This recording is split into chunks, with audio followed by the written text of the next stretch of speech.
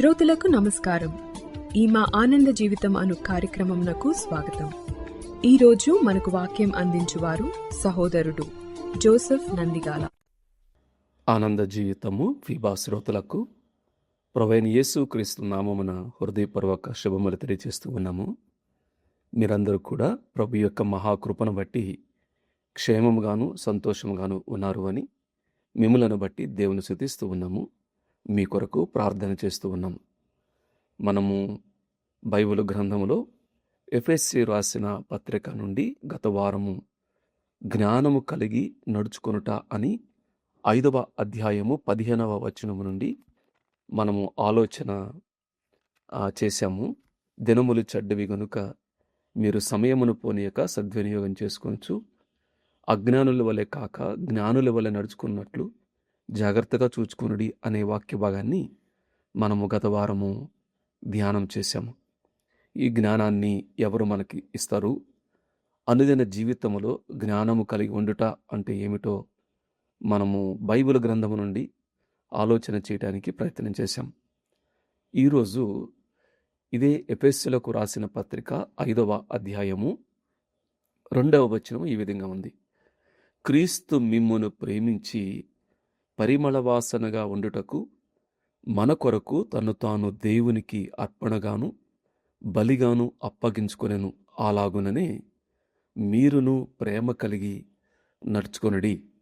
కావలసిన మాట ప్రేమ కలిగి నడుచుకొనుట అనేటువంటి మాట. వాక్ ఇన్ లవ్, ప్రేమ కలిగి నడుచుకొనుట. చిన్న మాట, ప్రార్థన చేద్దాం. ప్రేమగల ప్రియ పరలోకపు తండ్రి, మీరు మాకు అనుగ్రహించిన మరొక సమయానికై స్తుతిస్తున్నాము, కొనియాడుతూ ఉన్నాను.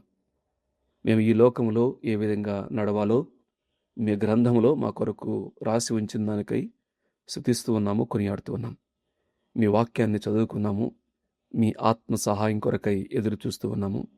ఈ వాక్యాన్ని ఎందరైతే తమ సమయాన్ని హెచ్చించి వింటూ ఉన్నారో ఇది వారి ఆత్మీయ జీవితాలకు మేలుకరంగా ఉన్నట్లుగా మీరు చేయమని, వారి వ్యక్తిగత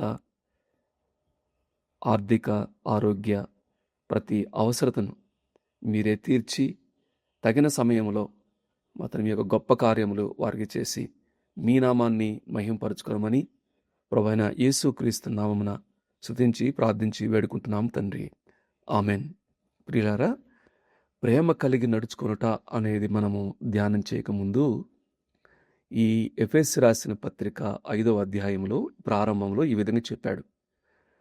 కావున మీరు ప్రియులైన పిల్లల వలె దేవుని పోలి నడుచుకొనుడి అనే మాట ఉపయోగించాడు. ఇక్కడ ప్రియులైనటువంటి పిల్లలు అనే మాట అన్నాడు. మీరు దేవుని పోలి నడుచుకొనండి అనే మాట ఉపయోగించాడు. దేవుని పిల్లలంగా ఎవరైతే యేసుక్రీస్తు ప్రభువునందు విశ్వాసం ఉంచి, బైబిల్లో రాయబడి ఉంది కదా, తన్ను ఎందరు అంగీకరించురో అనగా తన నామమునందు విశ్వాసముంచు వారికి దేవుని పిల్లలగుటకు ఆయన అధికారము అనుగ్రహించను అనే మాట. ఎవరైతే యేసుక్రీస్తు ప్రభువును అంగీకరిస్తారో వారందరికీ కూడా దేవుని పిల్లలు అనేటువంటి చక్కని కుమారులు కుమార్తెలుగా దేవుడు మనలను చేసుకున్నాడు. ఇప్పుడు మనము ఆయన పిల్లలు కాబట్టి మీరు ఆయనను పోలి నడుచుకొనండి. ఈ లోకంలో శారీరకంగా మనము మన యొక్క తల్లిదండ్రులు, వారి యొక్క పోలికలు, వారి యొక్క వ్యవహారిక వారి యొక్క పోలికలు మనకు వస్తాయి. చాలాసార్లు తండ్రిని పోలి కుమారుడు అన్నట్టుగా మనకు కనపడుతూ ఉంటుంది. ఈ యొక్క జీన్స్ ద్వారా అది మనకు సంక్రమిస్తుంది. అట్లానే యేసుక్రీస్తు ప్రభువుని అంగీకరించి ఆత్మీయంగా దేవుని కుమారులు కుమార్తెలు అయిన వారు ఈ లోకంలో మీరు ఆయన ప్రియులైన పిల్లలు కాబట్టి, ఆయనకు ఇష్టమైనటువంటి పిల్లలు కాబట్టి మీరు ఆయనను పోలి నడుచుకొనుడి అనే మాట అపోస్తలుడైన పౌలు చెప్తూ ఉన్నాడు. మరి ఆయనను పోలి ఏ విధంగా నడుచుకోవాలి? ఆయన యొక్క గుణలక్షణములేమిటి, ఆయన పోలికలేమిటి అని ఆలోచన చేస్తే 3 విషయాలు చెప్పాడు. అందులో 2వ వచనములో ప్రేమ కలిగి నడుచుకొనుడి అన్నాడు. అలానే 10వ వచనములో వెలుగు సంబంధుల వలె నడుచుకొనుడి అన్నాడు. 15వ వచనములో జ్ఞానము కలిగి నడుచుకొనుడి అన్నాడు. దేవునికి స్తోత్రం. దేవుని పోలి నడుచుకొనుడి అని బైబిల్లో రాయబడినప్పుడు దేవుడేమి ఆయన ఏ విధంగా పోలి ఉంటాడు, ఏ విధంగా పోలి నడుచుకోవాలి అనేది మనకు చెప్పకుండా ఏమీ దాచుకోలేదండి. చాలా స్పష్టంగా ఏమన్నాడు అంటే, ప్రేమ కలిగి నడుచుకోండి, వెలుగు సంబంధాల వల్ల నడుచుకోండి, జ్ఞానం కలిగి నడుచుకొనుడి అన్నాడు. ప్రేమ కలిగి నడుచుకోవటము అంటే ఏమిటో కూడా వివరించాడు. వెలుగు సంబంధాల వలె అంటే ఏమిటో 3వ వచనం నుండి 14వ వచనం వరకు వివరించాడు. జ్ఞానం కలిగి నడుచుకునుట అంటే ఏమిటో 15వ వచనం నుండి 21వ వచనం వరకు జ్ఞాపం చేశాడు. మనము గత వారంలో జ్ఞానం కలిగి నడుచుకునుట అనేదాన్ని 15 నుండి 21 వరకు మనం ధ్యానం చేశాం. ఈరోజు ప్రేమ కలిగి నడుచుకునుట అంటే ఏమిటో మనము ఆలోచన చేద్దాం. ఇక్కడ మరి ఈ ప్రేమ, దేవుని ప్రేమ ఎట్లా అర్థమవుతుంది? ఆయన ప్రేమను పోలి మీరు నడుచుకొనుడి అన్నాడు. క్రీస్తు మిమ్మును ప్రేమించి పరిమళ వాసనగా ఉండుటకు మన కొరకు తన్ను తాను దేవునికి అర్పణగాను బలిగాను అప్పగించుకొని అలాగుననే ఒక మాది, ఒక ఉదాహరణ, ఒక స్టాండర్డ్, ఒక ప్రమాణం మనం చూడటానికి, అర్థం చేసుకోవడానికి, వెంబడించడానికి, అనుకరించడానికి ఒక మాదిరి ఇక్కడ చాలా స్పష్టంగా కనబడుతుంది. క్రీస్తు మిమ్మును ప్రేమించి ఈ విధంగా చేశాడు కాబట్టి, అప్పగించుకున్నాడు కాబట్టి, తన్ను తానే అప్పగించుకున్నాడు కాబట్టి, అలాగుననే ఆయన ఏ విధంగా ప్రేమించి తన్ను తానే అప్పగించుకున్నాడో మీరును ప్రేమ కలిగి నడుచుకొనుడి అన్నాడు. కాబట్టి మనము దేవుని యొక్క ఆశ ఏమిటంటే, ఈ లోకంలో ఆయనను పోలి మనం నడుచుకోవాలి. ఆయన పోలి నడుచుకోవటం అంటే మనం ప్రేమ కలిగి ఉండాలి అన్నది. 1 కొరింథీ 13వ అధ్యాయంలో ప్రేమను గురించినటువంటి కొన్ని లక్షణాలు ఉన్నవి. అయితే ఈ ఎఫెసీ పత్రిక నుండే దేవుని యొక్క ప్రేమను మనం ఆలోచన చేయడానికి మనం ప్రయత్నము చేద్దాం. ఇక్కడ ఏముంది అంటే, 1 ఇది నన్ను ఏర్పాటు చేసుకున్న ప్రేమ అనే మాట ఉంది. 1 అధ్యాయము, దేవుడు నీవు జన్మించక మునిపే తన అనంత జ్ఞానము చొప్పున దేవుడు నిన్ను ఏర్పాటు చేసుకున్నాడు, నిన్ను ఎన్నుకున్నాడు, నిన్ను పిలుచుకున్నాడు అనేటువంటి మాట. అది ఏర్పాటు, ముందుగా ప్రేమ చేత క్రీస్తులో మనల్ని ఏర్పరచుకొనెను అని 1 అధ్యాయము 4-6 వచనాల్లో తన ప్రియుని యందు తాను ఉచితముగా మనకు అనుగ్రహించిన తన కృపా మహిమకు కీర్తి కలుగునట్లు తన చిత్త ప్రకారమైన దయాసంకల్పం చొప్పున యేసుక్రీస్తు ద్వారా తనకు కుమారులుగా స్వీకరించుటకై మనలను ముందుగా తన కోసం నిర్ణయించుకొని, మనము తన ఎదుట పరిశుద్ధమును నిర్దోషమునై ఉండవలనని జగత్తు పునాది వేయబడక మునిపే ప్రేమ చేత ఆయన క్రీస్తులో మనలను ఏర్పరచుకొనెను. కావలసిన మాట ఏమిటంటే, ప్రేమ చేత ఏర్పరచుకున్నాడు అంటే క్రీస్తులో ముందుగా ఏర్పరచుకున్నటువంటి ప్రేమ. అంటే నీ యొక్క నేపథ్యం కానీ, నీ యొక్క రకరకాల నీ జ్ఞానమో లేకపోతే ఏ పరిస్థితులు ఉన్నావో దాన్ని బట్టి కాదండి. యేసుక్రీస్తు ప్రభువారిలో దేవుడు మనలను ముందుగా ఏర్పాటు చేసుకున్నాడు. ఆయన సంకల్పములో నీవు భాగము. ఆయన ముందుగా నిన్ను నిర్ణయించుకున్నాడు. కుమారులుగా, ఇందాక అనుకున్నాం కదా, ప్రియులైన పిల్లల వలె అనే మాట ఉంది కదా. ఇది తనకు కుమారులుగా స్వీకరించుటకై, అంటే అందులో కుమార్తెలుగా స్వీకరించుటకై ముందుగా నిర్ణయం చేసుకున్నాడు. ఆయనే మనలను తన ఎదుట పరిశుద్ధులంగా నిర్దోషంగా ఉండవాలని దేవుడు మనలను ఏర్పాటు చేసుకున్నాడు. కాబట్టి ఇది ఏర్పరచుకున్న ప్రేమ. ఎంత ఆశ్చర్యం అండి. నేను ఆయనను ఏర్పరచుకోలేదు. బైబిల్లో రాయబడి ఉంది, మీరు నన్ను ఏర్పరచుకోలేదు, కానీ నేను మిమ్మల్ని ఏర్పరచుకొని తగిన సమయమందు నన్ను మీకు ప్రత్యక్షపరుచుకొని నేను మిమ్మలను ప్రేమించాను. కాబట్టి ఏర్పరుచుకున్నటువంటి ప్రేమ అనే మాట మనము జ్ఞాపం చేసుకున్నాం. ఆ ఏర్పాటులో నీ పట్ల దేవుని సంకల్పం ఉంది, నీ పట్ల దేవుని ఏర్పాటు ఉంది అనే మాట జ్ఞాపం చేసుకుందాం. ఈ లోకంలో కోట్ల మంది ఉండగా అనేక మంది ఆయన ఏర్పాటులో ఉన్నప్పటికీ పట్టినట్టుగా ఉంటూ ఉండగా నీవైతే ఆయనను అంగీకరించి ఆయన బిడ్డవవ్వటం అనేది చాలా సంతోషకరమైనటువంటి విషయం. కాబట్టి మర్చిపోవద్దు, దేవుడు నిన్ను ముందుగా ఏర్పాటు చేసుకున్నాడు అనే విషయాన్ని దయతో అర్థం చేసుకోవాల్సిందిగా ప్రభు పేరట మనవి చేస్తున్నాను. రెండవ అధ్యాయములో ఏమన్నాడు అంటే, 2వ అధ్యాయములో ఒక మాట అన్నాడు, తన మహాప్రేమ చేత అన్నాడు. 4-5 వచనాల్లో, ఆయనను దేవుని కరుణా సంపన్నుడయుండి మనము మన అపరాధముల చేత చచ్చిన వారమయ్యుండినప్పుడు సహితము మన ఎడల చూపిన తన మహాప్రేమ చేత మనలను క్రీస్తుతో కూడా బ్రతికించను. కృపచేత మీరు రక్షింపబడి ఉన్నారు. ఏర్పాటు చేసుకున్న ప్రేమ. 2 బ్రతికించిన మహాప్రేమ. బ్రతికించిన మహాప్రేమ ఎక్కడి నుండి బ్రతికించాడు అంటే 2వ అధ్యాయం 1వ వచనంలో, మీ అపరాధముల చేతను పాపముల చేతను మీరు చచ్చిన వారై ఉండగా ఆయన మిమ్మును క్రీస్తుతో కూడా బ్రతికించను అన్నాడు. ప్రాణంతో ఉన్నాము, బ్రతికే ఉన్నాము, కానీ ఆత్మీయంగా మనము దేవునికి దూరంగా ఉండి మన పాపాలు మన అపరాధముల చేత మనము చచ్చిన స్థితి, అంటే దేవునికి ఎడబాటుగా ఉన్నాం. ఇంకేం చేస్తూ ఉన్నాము? ఈ లోక సంబంధమైనటువంటి అధిపతికి ఉండి మనము దైవోగ్రతకు పాత్రులము అనే మాట 2వ వచనంలో ఉంది. మీరు వాటిని చేయొచ్చు, అంటే అపరాధాన్ని పాపాలని చేయొచ్చు, వాయుమండల సంబంధమైన అధిపతిని అనగా అవిధేయులైన వారిని ఇప్పుడు ప్రేరేపించే శక్తికి అధిపతిని అనుసరించి ఈ ప్రపంచ ధర్మం చొప్పున మునుపు నడుచుకుంటురి అన్నాడు అని 3వ వచనంలో దైవోగ్రతకు పాత్రులమై ఉంటిమి అన్నాడు.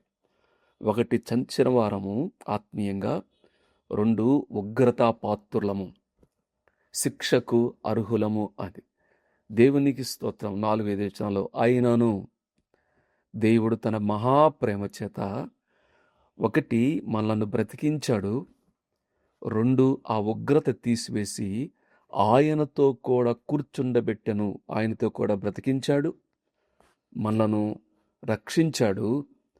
ఇది మన క్రియల వల్ల కలిగినది కాదు, ఇది దేవుని ప్రేమ. ప్రియులారా, దయతో అర్థం చేసుకోనండి. ప్రేమ కలిగి నడుచుకోవాలి అంటానికి ముందు ఆయన వలె దేవుని పోలి క్రీస్తు మన కొరకు చనిపోయాడన్నాడు కదా. దేవుని ప్రేమ అర్థం కావడానికి 1 ముందుగా నిర్ణయించుకున్న ప్రేమ, 2 నన్ను బ్రతికించిన చావు గోతి నుండి, పాపం యొక్క ఊబి నుండి, ఉగ్రత నుండి నేను క్రియల రూపంగా కాకుండా నన్ను బ్రతికించినటువంటి, తిరిగి లేపినటువంటి, జీవమునిచ్చినటువంటి ప్రేమ అనే విషయాన్ని, క్రీస్తుతో నన్ను బ్రతికించాడు అనే మాట జ్ఞాపం చేసుకుంటాం. ఇది 2వది, ఏర్పాటు చేసుకున్నటువంటి ప్రేమ. జగత్తు పునాది ముందే ఏర్పాటు చేసుకున్న ప్రేమ, బ్రతికించినటువంటి మహా ప్రేమ. 3వ అధ్యాయం లేకపోతే 5వ అధ్యాయం చదువుకున్న వాక్య భాగంలో, క్రీస్తు మిమ్మును ప్రేమించి పరిమళ వాసనగా ఉండుటకు మొన్న కొరకు తను తాను అర్పణగాను బలిగాను అప్పగించుకున్న ప్రేమ, ఏర్పరచుకున్న ప్రేమ, బ్రతికించిన ప్రేమ, నా కొరకు అప్పగించుకున్న ప్రేమ. పిల్లారా, మన కొరకు ఈ లోకంలో ఎవరు తన్ను తాను అప్పగించుకుంటారు? మనం మంచివారమైతే ప్రేమించేవాడు చాలామంది ఉంటారు. చచ్చిన వారంగా ఉండగా, ఉగ్రత పాత్రులుగా ఉండగా మనలను ప్రేమించి మన కొరకు తన్ను తానే అప్పగించుకోవడంలో దేవుని యొక్క ప్రేమ ఉంది అండి. 1 అదేదో బలవంతంగా కాదు, ఇష్టపూర్వకంగా తనను తానే వాలంటీర్గా అని చెప్పుంటాం. ఇష్టపూర్వకంగా తను తానే అప్పగించుకున్నాడు. ఎట్లా? అర్పణ బలి అనేటువంటి మాట, దేవునికి సాక్రిఫిషియల్ అనేటువంటి మాట ఇస్ అ ఫ్రాగ్రెంట్ ఆఫరింగ్ అనేవారు.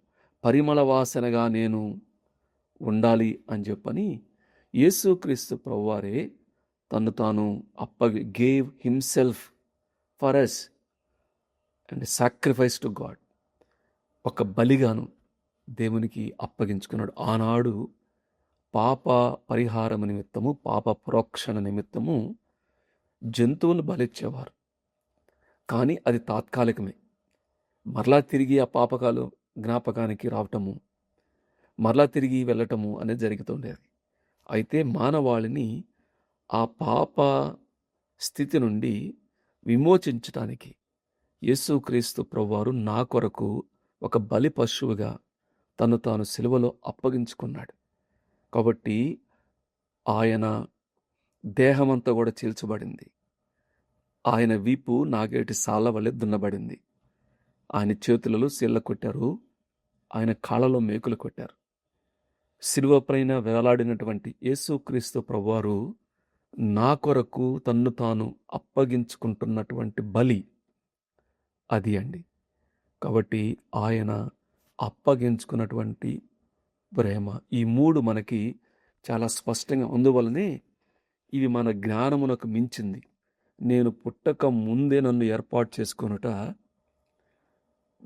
చనిపోయినటువంటి నన్ను బ్రతికించినటువంటి ప్రేమ, నా కొరకు అప్పగించుకున్నటువంటి ప్రేమ. ఈ లోకములో అన్నదమ్ములైనా, అక్క చెల్లెండ్రైనా, స్నేహితులైనా ఇంకా ఎవరు కూడా మనల్ని ఏర్పాటు చేసుకోలేరు.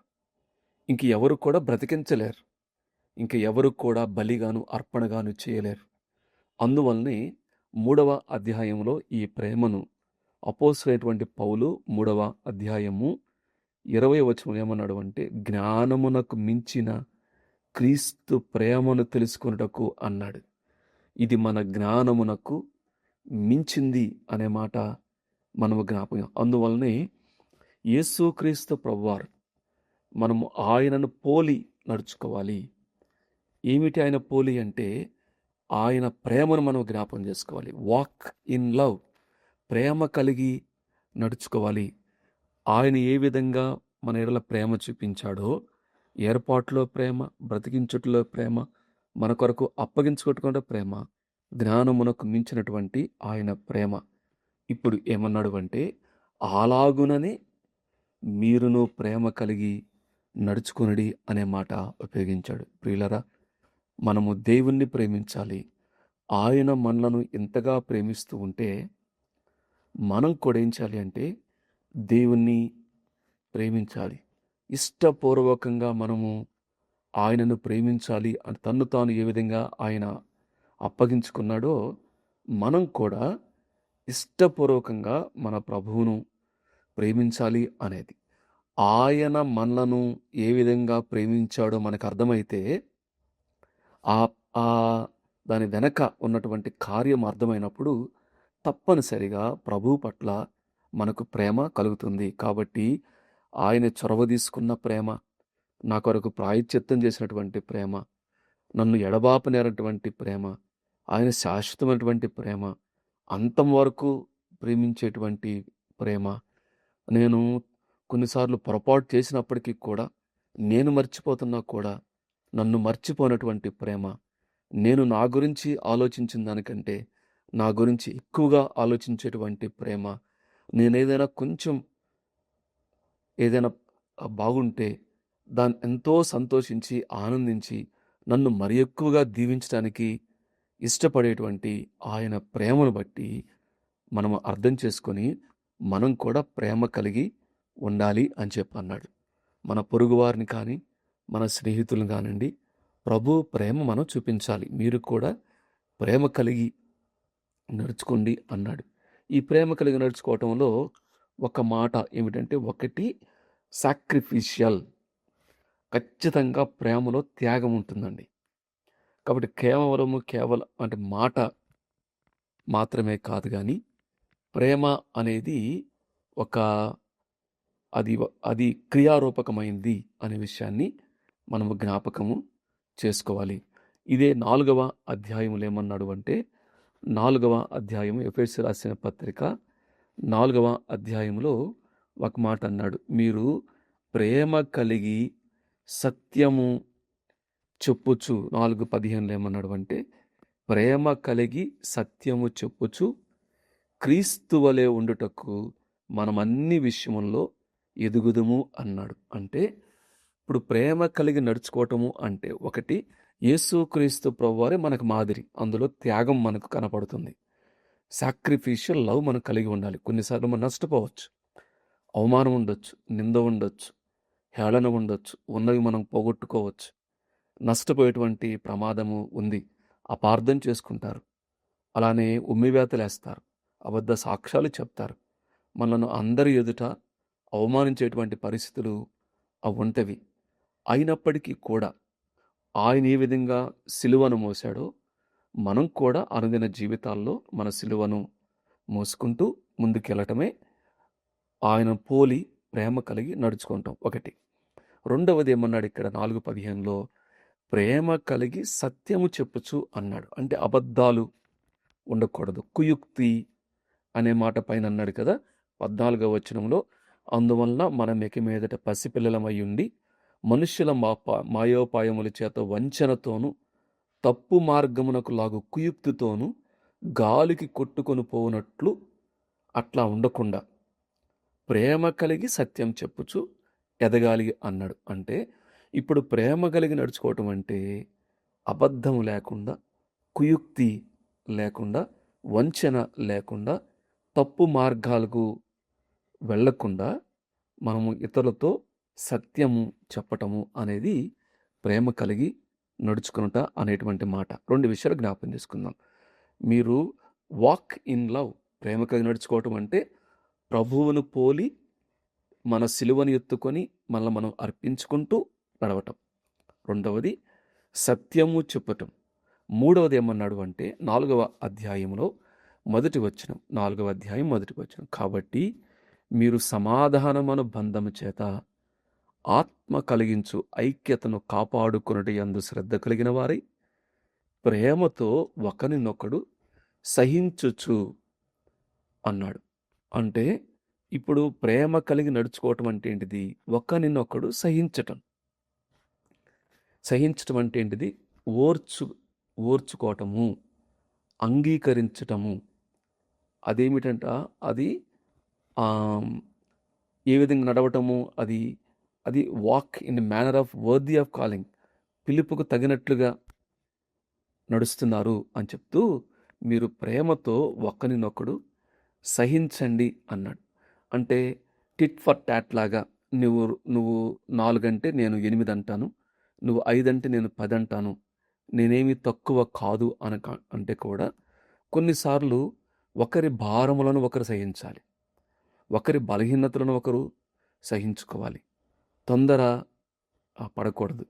ఒకవేళ కానీ మనము ఒకరినొకరు సహించకపోతే ఐక్యతను కాపాడుకోలేము, ఐక్యత ఉండదు, భేదాభిప్రాయాలు ఉంటాయి, సంతోషం ఉండదు, ఆనందం ఉండదు. కాబట్టి ఒక రకమైనటువంటి తెలియనటువంటి బాధ ఉంటూ ఉంటుంది. నేర్చుకోవాల్సింది ఏమిటంటే ప్రేమ కలిగి నడుచుకోవటము అంటే ఒకటి, ప్రభువు వలె త్యాగపూరితమైనటువంటి ప్రేమ. రెండవది సత్యము చెప్పుచు ముందుకు వెళ్ళేటువంటి జీవితము. మూడవది ఒకరినొకరు సహించేటువంటి ప్రేమ అనేటువంటి 3 విషయాలు మనము జ్ఞాపకము చేసుకుందాం. నేను ముగించేటప్పుడు ఒకవేళ ఇంకా ఎవరైనా ఈ క్రీస్తు ప్రేమను నిన్నుగా ప్రేమిస్తాడు, నీ బలహీనతలు ఏమైనా, నువ్వెంత ఘోర పాపి అయినప్పటికి కూడా, జిగటగల దొంగ ఊబిలో కూరుకుపోయి బయటకు రాలేనటువంటి పరిస్థితిలో ఉన్నప్పటికీ కూడా, నీవు నాకెవరూ లేరు, నేను ఒక్కడనే ఒంటరినే అని ఒకవేళ భావిస్తున్నా, నిన్ను ప్రేమించి నీ కొరకు ప్రాణం పెట్టినటువంటి దేవుని ప్రేమను నీవు అర్థం చేసుకో, ఆయనను అంగీకరించు, యేసుక్రీస్తు ప్రభువునందు విశ్వాసం ఉంచు, నీవు కూడా ఆయన ప్రియులైన పిల్లల్లో చేరతావు. నమ్ముకున్న వారు దేవుని ప్రియులైన పిల్లల వలె ఆయన పోలి నడుచుకోవాలి. అందులో ప్రేమ కలిగి నడుచుకోవటం. ఏమిటా ప్రేమ? క్రీస్తు వలె అర్పించుకున్నటువంటి ప్రేమలాగా, అలానే ఏర్పరచుకున్నటువంటి ప్రేమ, మన కొరకు బ్రతికించినటువంటి ప్రేమ, జ్ఞానమునకు మించినటువంటి ఆయన ప్రేమ, అది మనకు క్రీస్తులో కనపడుతుంది. అనుదిన జీవితంలో ఎట్లా మనము ఒకరినొకరు అంగీకరించుకుంటూ, సహించుకుంటూ ప్రేమించటం, సత్యము చెప్పుతూ ముందుకు వెళ్ళటము, సమర్పణతో కూడినటువంటి ప్రేమ కలిగి ఉండటం. ఆ విధంగా ఉండటానికి పరిశుద్ధాత్మ దేవుడు సహాయం చేయనుగాక. దేవుడి వాక్య భాగాన్ని దీవించి ఆస్వాదించునుగాక. ఈ కార్యక్రమమును గూర్చి మీ సలహాలు మరియు మీ ప్రార్థనా అవసరతల కొరకు మమ్మను సంప్రదించవలసిన మా ఫోన్ నంబర్ 9485508539 మరియు ఈమెయిల్ ఐడి info@fibaonline.org. మా ఫోన్ నంబర్ మరొకసారి 9480585039. Email ID info@fibaonline.org.